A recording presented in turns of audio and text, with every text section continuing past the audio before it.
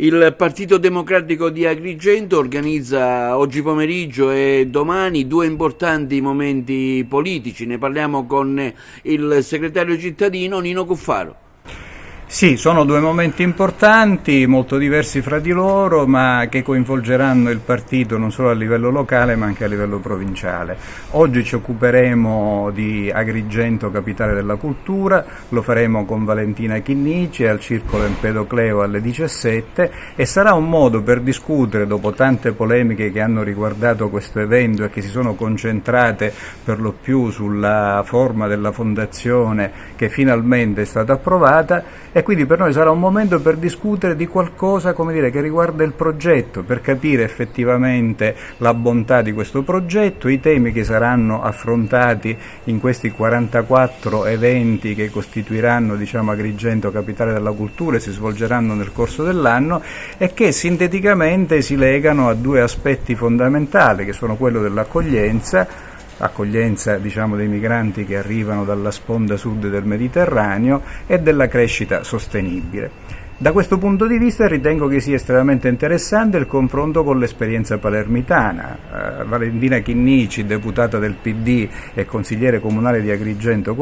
di Palermo con Leoluca Orlando, è stata una delle protagoniste che ha pensato e gestito il cambiamento notevole che ha subito Palermo negli ultimi anni, per quanto riguarda l'urbanistica, per quanto riguarda le viabilità, con la pedonalizzazione e il recupero del centro storico, con le iniziative culturali diffuse, con una visione diversa della città che ha portato Palermo in una situazione di vivibilità molto molto migliore rispetto a quella ovviamente di 20 anni fa.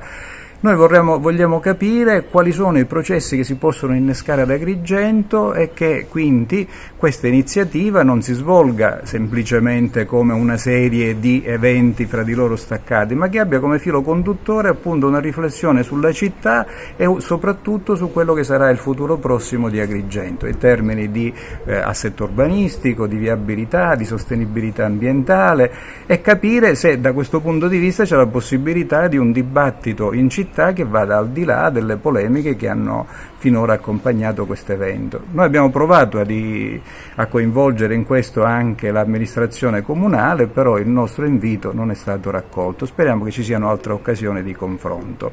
L'iniziativa di domani invece è di tutt'altro argomento, si parlerà di sanità, è organizzata dalla Federazione Provinciale del Partito, ovviamente è un tema particolarmente sentito, specialmente da noi agrigentini, in considerazione anche della situazione precaria in cui si trovano le nostre strutture sanitarie a partire dall'ospedale di Agrigento. Parleremo delle cose che non vanno, parleremo delle proposte del Partito Democratico e soprattutto ribadiremo quello che è un diritto inalienabile, che è quello alla salute, che purtroppo, soprattutto per i ceti medio-ambienti, nella nostra provincia diventa sempre più qualcosa di aleatorio.